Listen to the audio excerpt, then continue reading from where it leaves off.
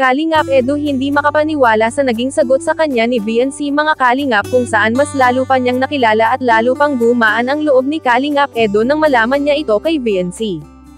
Lalong naging kampante si Kalingap Edu nang marinig niya ang sagot sa kanya ni VNC kung saan hindi niya inaasahan ang mga salita na binitawan ng dalaga mga Kalingap.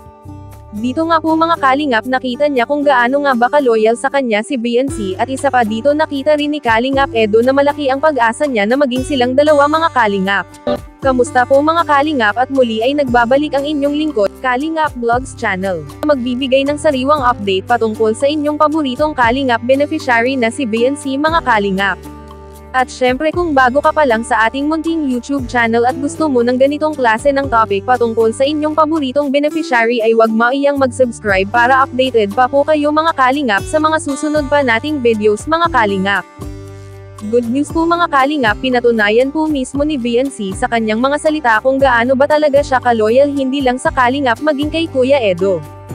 Dito po kasi mga Kalingap ay tinanong si VNC ni Kuya Edo kung sino o ano ba ang tipo niyang lalaki kung saan medyo nabigla nga si VNC sa naging tanong ni Kalingap Edo sa kanya.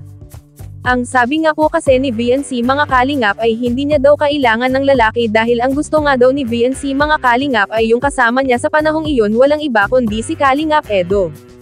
Dagdag pa ni VNC ay hindi naman daw niya kailangan dahil hindi naman aniya siya nagmamadali sa ganong bagay which is tama naman mga Kalingap. Dito nga ay medyo napaisip ang ating mga viewers at solid fans ng EDC sa kung ano ang tinutukoy ni VNC mga Kalingap. Ang sabi nga ng isa sa mga nag-comment marahil ang gustong sabihin ni VNC ay si Kuya Edo niya lang ay sapat na mga Kalingap. Samantala iyan lang po muna mga Kalingap ang ating munting update patungkol sa inyong paboritong Kalingap beneficiary.